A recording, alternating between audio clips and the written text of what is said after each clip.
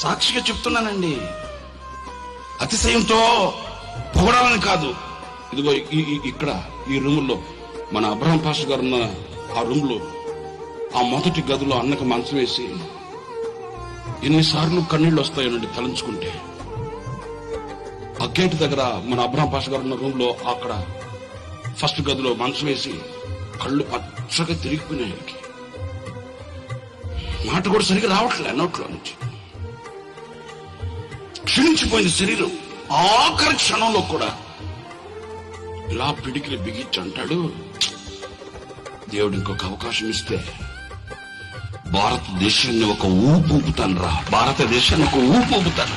అదిగో అతనండి పనిగాడు, అతనండి దేవుని కొరకే ప్రతిష్ఠించబడిన, భారములు మోయటకు పని చేయటకు నియమించబడిన, ఒక సంపూర్ణ సేవను భరించగలిగిన, సేవను చేయగలిగిన ఒక యాజకుడు.